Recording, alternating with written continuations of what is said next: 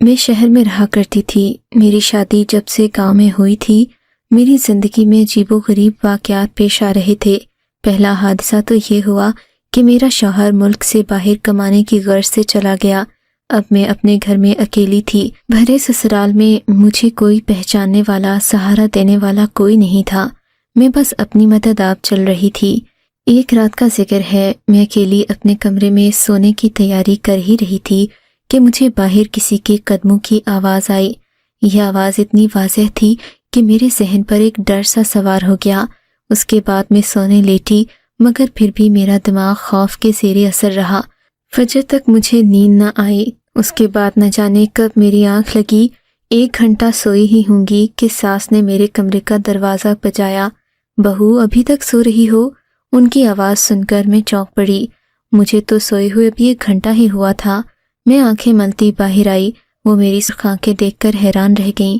کیا ہوا ہے بیٹی؟ سب خیریت تو ہے؟ تب میں نے انہیں سب بتا دیا کہ رات کو کسی کے قدموں کی آواز سن کر میں ڈر گئی تھی۔ ہاں بیٹی، یہ گھر ہی اتنا بڑا ہے کہ اچھے خاصے انسان کو ڈر لگنے لگتا ہے۔ تم ایسا کرو، کل سے اپنی نند کے کمرے میں سو جاؤ، آخر کو وہ تمہاری بہنوں کی طرح ہے۔ ساس کی یہ بات عجیب سی لگی۔ اپنی بیٹی کی بجائے وہ اسے میری نند کہہ رہی تھیں۔ اچھا ماں، ٹھیک ہے، میں کل سے ساریہ کے کمرے میں سو جاؤں گی۔ میں نے خوش دلی سے سر ہلایا اور آ کر ناشتہ بنانے لگی۔ ساریہ ابھی تک سو کر نہیں اٹھی تھی۔ اماں نے اسے جگایا، ہم سب نے ناشتہ کیا اور پھر وہ کالج چلی گئی۔ دن بھر میں یہی سوچتی رہی کہ آخر رات بھر وہ آوازیں کس چیز کی آ رہی تھیں۔ میں نے اس بات کا ذکر کسی سے نہیں کیا۔ شام ہوئی تو میں یہ بات بھول بھال گئی، مگر رات کو سونے سے پہلے مجھے یاد آیا کہ اماں جی نے مجھے ساریہ کے کمرے میں سونے کا کہا تھا۔ میں نے اس کے کمرے کا دروازہ کھٹکھٹایا۔ اس نے دروازہ کھولا۔ اس کے چہرے پر ناگواری کے آثار تھے۔ کیا ہوا بھابھی، خیریت تو ہے؟ اماں جی نے مجھے کہا تھا کہ میں تمہارے کمرے میں سو جاؤں۔ میں نے ساریہ سے کہا، بھابھی میں آپ کو اپنے کمرے میں نہیں سونے دے سکتی، میں رات دیر تک پڑھتی ہوں، کمرے کی بتی جلتی رہتی ہے، آپ کو نیند نہیں آئے گی۔ ساریہ کی بات پر میں نے اس کے ہاتھ تھام لیے۔ نہیں ساریہ، کوئی بات نہیں، مجھے نیند آ جائے گی، میں ہر طرح کے ماحول میں سو لیتی ہوں، بس اپنے کمرے میں مجھے ڈر لگتا ہے۔ تم فکر نہ کرو، میں تمہیں ذرا بھی ڈسٹرب نہیں کروں گی۔ میری بات پر ساریہ نے ایک بار پھر منہ بنایا اور بولی، ٹھیک ہے بھابھی، کل سے آپ میرے کمرے میں سو جائیے گا۔ نہیں ساریہ، میں آج بھی اپنے کمرے میں نہیں سو سکتی۔ کل رات کو میں نے عجیب سی آوازیں باہر والی راہداری سے سنی تھیں۔ اس کے بعد سے میرا من نہیں کر رہا کہ میں اپنے کمرے میں جا کر سوؤں۔ میں وعدہ کرتی ہوں تمہیں کسی بھی قسم کی تکلیف نہیں ہوگی۔ یہ کہہ کر میں اپنے کمرے میں چلی گئی تاکہ اپنا بستر وغیرہ لا کر ساریہ کے کمرے میں ڈال دوں، لیکن میں کمبل وغیرہ لے کر واپس آئی تو ساریہ دروازہ بند کر چکی تھی۔ مجھے بہت برا لگا۔ میں اپنے کمرے میں جا کر سو گئی، مگر رات بھر وہی ہوتا رہا۔ عجیب سی آوازوں نے میرا دل دہلا کر رکھ دیا۔ اگلی صبح ساس نے پوچھا تو میں نے وہی شکایت کر دی۔ ان سے کہا کہ ساریہ نے اپنے کمرے میں مجھے جگہ نہیں دی۔ ساس نے ساریہ کو ڈانٹ دیا اور بولا، کل سے تم اسے اپنے کمرے میں اپنے ساتھ سلاؤ گی، مجھے شکایت نہیں ملنا چاہیے۔ اب ساریہ کے پاس کوئی بہانہ نہیں تھا۔ رات کو میں نے اس کے کمرے میں جگہ بنا لی اور اپنا کمبل تان کر سو گئی۔ رات کا نہ جانے کون سا پہر تھا کہ ساریہ کو پیاس لگی۔ اس نے مجھے ہلا کر جگایا اور بولی، بھابھی بات تو سنیں، مجھے بہت پیاس لگ رہی ہے، ایسا کریں میرے لیے جا کر پانی کا گلاس لے آئیں، بہت پیاس لگ رہی ہے، طبیعت میں گھٹن محسوس ہو رہی ہے۔ ساریہ کی بات سن کر میں فوراً گھبرا گئی۔ کیا ہوا ساریہ، تم نے رات کو کیا کھایا تھا؟ بھابھی ڈاکٹر میں ہوں، آپ نہیں، جائیں میرے لیے جا کر پانی لے آئیں۔ ساریہ نے کہا تو میں شرمندہ سی ہو کر اٹھ کھڑی ہوئی۔ دروازے سے باہر جاتے میں نے دیکھا ساریہ مجھے غصے بھری نگاہوں سے گھور رہی تھی۔ خیر میں پانی لینے چلی گئی۔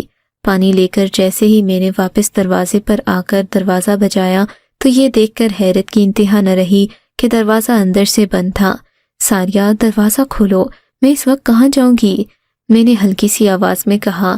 میں گھر میں زیادہ شور بھی نہیں کرنا چاہتی تھی، اسی لیے خاموشی سے ہلکی ہلکی دستک دیتی رہی، مگر ساریہ نے دروازہ نہیں کھولا۔ میری تو جیسے خوف کے مارے جان ہی نکل گئی۔ رات کے اندھیرے میں گھر بھی اتنا کھلا تھا کہ ایک کمرے سے دوسرے کمرے میں جاتے ہوئے ڈر لگتا، مگر کیا کرتی؟ پورے 10 منٹ ساریہ کے کمرے کے باہر کھڑی رہی मगर उसने जवाब नहीं दिया। मजबूरन मैं अपने कमरे की तरफ बढ़ी। मुझे लग रहा था जैसे कोई मेरे कमरे में पहले से मौजूद हो। मैंने बाहर की राहदारी की रोशनी जलाई, अच्छी तरह अपने कमरे में देखकर अंदर गई, फिर दरवाजे को कुंडी लगाई और बेड पर लेट गई। काफी देर यूं ही गुजर गई। रात का न जाने कौन सा पहर था कि शोर से मेरी आंख खुल गई। बिल्कुल वैसा ही शोर मुझे दोबारा अपने कानों में महसूस हुआ तो घबराहट सर पर तारी हो गई। डर के मारे मैं अपने बिस्तर में ही दबकी रही। काफी देर गुजर गई, शोर आना बंद हो गया। अब मुझे इत्मीनान था। मैं वापस सोने के लिए लेट गई और सुबह को मेरी आंख खुली। मगर अब मैंने तहैया कर लिया कि सारिया की इस चालाकी में नहीं आऊंगी। आखिर को वो मुझे अपने कमरे में सोने क्यों नहीं देती। मैंने ना सास से गिला किया, ना ही सारिया से इस बात का शिकवा किया, लेकिन फिर रहा न गया। मैंने हल्का सा जिक्र किया तो सारिया उल्टा मुझ पर ही चढ़ दौड़ी। भाभी, रात को मैंने आपको पानी लेने भेजा था, उसके बाद न जाने अब कहाँ चली गई। मैं आपका इंतजार ही करती रह गई। सारिया की बात सुनकर मेरी हैरत की इंतहा न रही। लोग भी कितने मुनाफिक और झूठे होते हैं। खैर क्या कह सकते हैं। मैंने खामोशी इख्तियार कर ली। अगली रात में फिर सारिया के कमरे में सो गई। रात को वही तमाशा हुआ। उसने मुझे पानी के लिए जगाया। मैंने सारिया से वादा लिया कि वो दरवाज़ा बंद नहीं करेगी, लेकिन उसने फिर वही हरकत की। दरवाज़ा बंद कर दिया और जब मैं आई तो मुझे अपने कमरे में जाकर सोना पड़ा। अब मैंने सोच लिया था कि मैं सारिया को पानी देने नहीं उठूंगी। अगले दिन मैंने खुश असलूबी से काम लिया, सारिया से किसी बात का गिला नहीं किया। इसी तरह दिन गुजर गया। रात को मैं उसके कमरे में सो गई। रात के ठीक 2-3 बजे उसने मुझे वैसे ही जगा दिया। बोली, भाभी घबराहट हो रही है, मेरे लिए जरा पानी तो लेकर आओ। मगर अब की बार मैंने आंख नहीं खोली।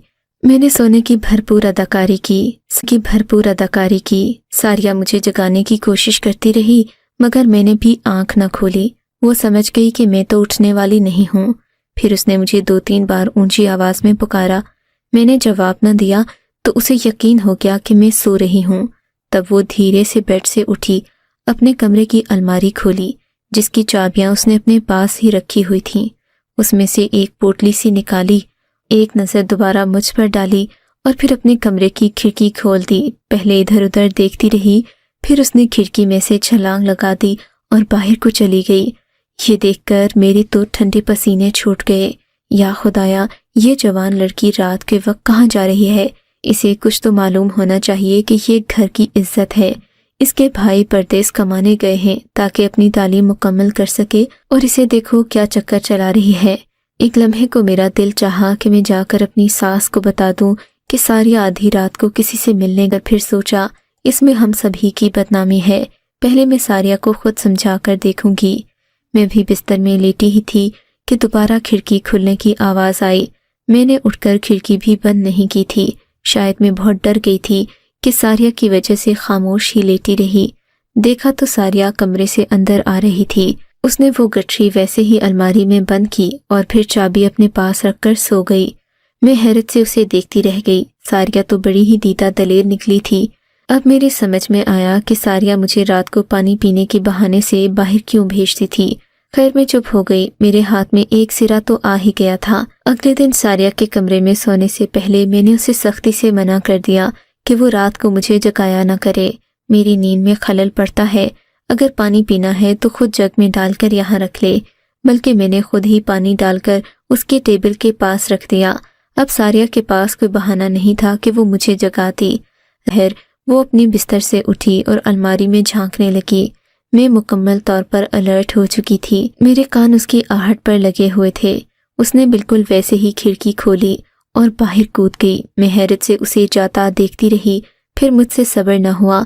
मैं भी धीरे से अपने बेड से उतरी और सारिया की तरह खिड़की से कूद गई।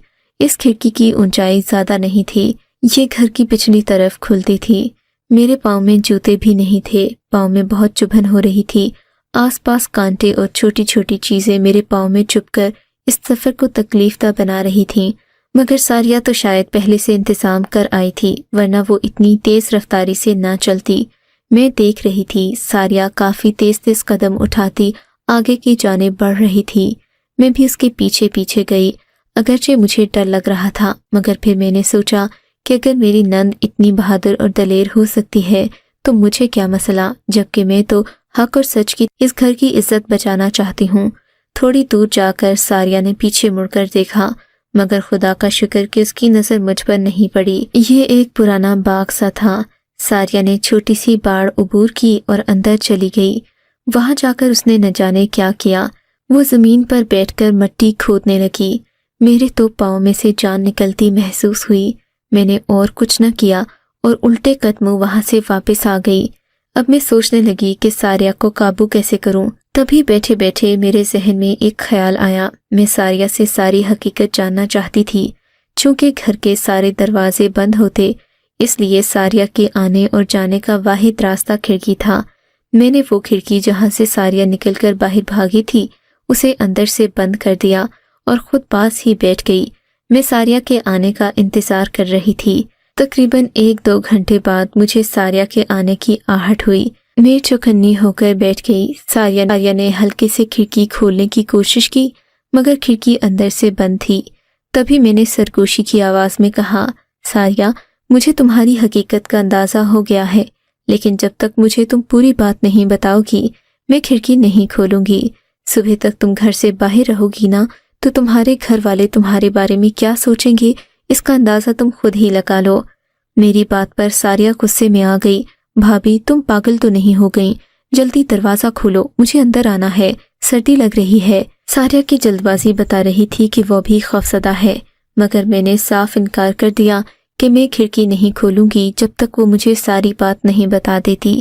بھابھی، تم ایک بار کھڑکی کھولو، اندر آ کر تمہیں ساری بات بتاتی ہوں۔ اب وہ میری منتیں کرنے لگی۔ پھر میں نے اسے قسم لی کہ وہ مجھے ساری بات سچ سچ بتائے گی۔ تب میں نے کھڑکی کھول دی۔ وہ بڑبڑاتی ہوئی کھڑکی سے اندر داخل ہوئی اور مجھے غصے سے دیکھنے لگی۔ بھابھی، خدا کا خوف کرو، تم مجھ پر شک کرو گی۔ میں 5 وقت کی نماز پڑھتی ہوں، مجھے اپنے بھائیوں کی کمائی کا احساس ہے، میں کوئی غلط کام کرنے نہیں گئی تھی۔ یہ کہتے ہوئے ساریہ الماری کی طرف بڑھی اور وہی گٹری وہاں رکھنے لگی۔ میں نے گٹری اس کے ہاتھ سے لے لی۔ تو مجھے ساری بات بتاؤ، جیسا کہ تم نے وعدہ کیا تھا، ورنہ میں اماں جان کو سب بتا دوں گی۔ میری دھمکی پر وہ ڈر گئی۔ اچھا بھابھی بیٹھو، میں تمہیں سب بتاتی ہوں، گٹری میں کیا ہے یہ بھی دکھا دوں گی۔ میں ہماتن گوش ہو گئی۔ یہ کہانی اس وقت شروع ہوئی جب میڈیکل کالج میں میرا پہلا سال تھا۔ پہلے ہی دن لڑکوں نے مجھے تنگ کرنے کی کوشش کی۔ آپ تو جانتی ہیں میں بات بات پر ڈر جاتی ہوں۔ شاید میری یہی معصومیت ایک وڈیرے کے بیٹے کو پسند آ گئی۔ بس پھر کیا تھا، وہ تو میرے پیچھے ہی پڑ گیا۔ میں نے اس سے جان چھڑانے کی بہت کوشش کی، مگر میں جہاں بھی جاتی وہ مجھے پہلے سے وہیں کھڑا ملتا۔ کچھ دنوں کے بعد مجھے ایسا محسوس ہوا جیسے کہ وہ شکاری اور میں اس کا شکار ہوں۔ اب میں جتنی بھی کوشش کر لیتی اس سے بچ کر نہ جا پاتی۔ ایک دن میں نے اسے منت کی کہ خدا کے لیے میرا پیچھا چھوڑ دو، میرے بھائی پردیس میں ہیں، وہ میرے لیے روپے کماتے ہیں، مجھے فیس بھیجتے ہیں، مجھے اچھا نہیں لگتا کہ میں کالج میں آ کر ایسی باتیں کروں۔ میری بات پر وہ خوب ہنسا، کہنے لگا میں تمہاری جان چھوڑ دوں گا، لیکن اس کے لیے پہلے تمہیں مجھ سے ایک ملاقات کرنا ہوگی تاکہ میں اپنی محبت کا اظہار کر سکوں۔ فکر نہ کرو، میں کسی اکیلی تنہا جگہ پر تمہیں نہیں بلاؤں گا۔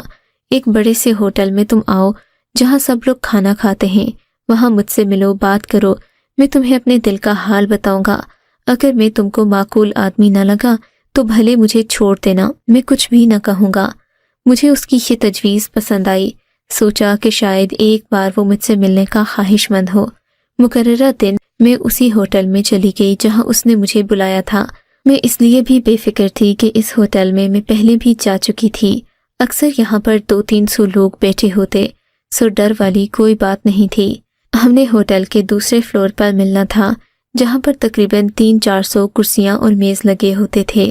مقررہ وقت پر میں منیر کے ساتھ وہاں پہنچ گئی۔ میں نے منیر سے کہا کہ ہم نیچے بیٹھ کر بات کر لیتے ہیں۔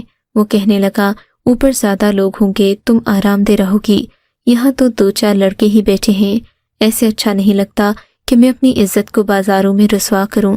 اس کی یہ فلمی لائن مجھے بڑی پسند آئی۔ خیر، اوپر جا کر میں نے دیکھا وہاں پر پورا ہال خالی تھا، ایک بھی آدمی وہاں نہیں تھا اور دروازے پر بھی کوئی نہ تھا۔ اب مجھے ڈر کا احساس ہوا۔ میں نے کہا منیر یہ تم مجھے کہاں لے آئے ہو؟ یہاں تو کوئی بھی نہیں ہے، کیا تم نے یہ ہال بک کروایا ہے؟ منیر نے ہاں میں سر ہلایا اور ایک گئی، تم مجھے اس لیے یہاں لائے ہو؟ میں نے غصے اور نفرت سے اسے دیکھا۔ اس نے مجھے آگے بڑھ کر رسوا کرنے کی کوشش کی تو میں نے اس کے منہ پر تھوک دیا۔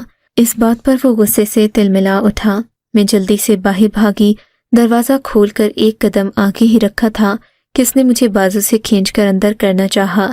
اتنے میں ایک لڑکا وہاں آ گیا، نہ جانے کیسے فرشتہ بن کر وہ اوپر آیا تھا۔ اس نے منیر کو گریبان سے پکڑا اور مجھے اس کے تسلط سے آزاد کروایا۔ میں اس کی شکر گزار ہوئی اور اس کا شکریہ ادا کرتی نیچے آ گئی۔ منیر کی نیت پتہ چلنے کے بعد میری آنکھوں سے آنسو بہنے لگے۔ آخر اس نے مجھے اتنا نیچ اور گھٹیا کیوں سمجھ لیا؟ کیا اس میں میری کوئی غلطی تھی؟ یہی باتیں سوچتی میں گھر آ گئی۔ اس دن میرا کالج میں دل نہیں لگا۔ اب میں اس محسن کے بارے میں سوچ رہی تھی جس نے مجھے منیر کے عذاب سے بچایا تھا۔ خیر 2-3 دن بعد مجھے معلوم ہوا کہ وہ ہمارے ہی کالج میں پڑھتا ہے اور منیر کے معاملات کا بھی پتہ تھا، تب بھی وہ میرا چھپ چھپ کر پیچھا کرتا تھا۔ جب یہ بات مجھے معلوم ہوئی تو میں اس کی بہت شکر گزار ہوئی۔ اس کا نام احسان تھا۔ میں نے اس سے مل کر اس کا شکریہ ادا کیا۔ مجھے احسان کی یہ بات بھی پسند آئی کہ اس نے ملنے پر بھی مجھ سے اظہار محبت نہیں کیا اور خاموشی سے میرا حق ادا کر دیا۔ خیر اس بات کی خبر جلد ہی منیر کو ہو گئی۔ منیر اثر رسوخ والا لڑکا تھا۔ اس نے اپنے اثر رسوخ کو استعمال کرتے ہوئے احسان کو نقصان پہنچانا شروع کر دیا۔ اس کے بس میں ہوتا تو وہ اس کی جان لے لیتا، مگر وہ ایسا نہیں کر سکا، یہاں تک کہ ہمارا آخری سال آ گیا۔ اب منیر نے اپنی کمینگی دکھانا شروع کر دی۔ پورے سال کی محنت کا اجر ہمیں ملنا تھا۔ جب ہمارے ایک پروفیسر نے احسان کو ایک ایسا تجربہ کرنے کو دے دیا جسے ہمارے لیے کرنا مشکل ہی نہیں ناممکن تھا، منیر نے اپنے اثر رسوخ سے ایسا جال بچھایا کہ احسان کم از کم اس تجربے میں فیل ہو جائے اور اسے پروفیسر کے سامنے ذلت اٹھانا پڑے۔ اس تجربے کے لیے ہمیں انسانی ہڈیوں سے ڈھانچہ بنانا تھا جس کے بارے میں کسی کو بھی معلوم نہیں تھا کہ وہ کہاں سے ملے گا۔ احسان نے بہت کوشش کی مگر منیر کے اثر رسوخ کی وجہ سے یہ بھی ممکن نہ تھا۔ کالج کے آس پاس اس کی جان پہچان بہت تھی، اس لیے احسان کو ہر بار ناکامی کا منہ دیکھنا پڑا۔ ایسے میں نے اس کا ساتھ دینے کی ٹھان لی کیونکہ اس نے ایسے وقت پر میری مدد کی تھی جب میں بالکل بے بس تھی۔ تب میں نے پرانی قبروں کی تلاش شروع کر دی۔ مجھے کسی نے بتایا تھا کہ یہاں پاس ہی جو باغ ہے وہ جنوں بھوتوں کے حوالے سے مشہور بھی ہے اور وہاں پر انسانی ڈھانچے اکثر پڑے نظر آتے ہیں۔ اس بات نے مجھے ہمت دی۔ تبھی میں دن کو تو یہ کام نہیں کر سکتی تھی کیونکہ یہ جگہ بھی کالج کے پاس ہے۔ منیر کی نظر پڑتی تو وہ میرے لیے الگ مشکل کھڑی کر دیتا، اسی لیے میں نے سوچا کہ اندھیرے میں کروں۔ میں دن کو جگہ کا تعین کر لیتی اور رات کو وہاں جاتی۔ آج کچھ آخری چیزیں رہ گئی تھیں جو مجھے مکمل کرنی تھیں۔ یہ دیکھو اب سب کچھ پورا ہو گیا ہے۔ اس نے خوشی سے اپنی گٹری کھول کر مجھے دکھائی تو میں حیران رہ گئی۔ میں نے اسے سونے کا کہہ دیا اور خود اپنے بستر پر آ کر لیٹ گئی۔ وعدہ کیا کہ یہ بات کسی کو نہیں بتاؤں گی۔ میری نند کی پڑھائی مکمل ہونے کے بعد میں نے اپنی کوششوں سے اس کی شادی احسان سے کروا دی، کیونکہ سچ ہے کہ جو لوگ ایک دوسرے سے سچی محبت کرتے ہوں ان کے درمیان نہیں آنا چاہیے۔ اس سب میں منیر کی پوری کوشش رہی کہ وہ ساریہ کو اپنا بنا لے، مگر ساریہ نے بھرپور مزاحمت کی اور احسان سے شادی کر کے دم لیا۔ مجھے اس بات کی خوشی ہے کہ ساریہ اور احسان کو ملانے میں کچھ نہ کچھ ہاتھ میرا بھی ہے۔ اللہ میری نند کو ہمیشہ خوش رکھے۔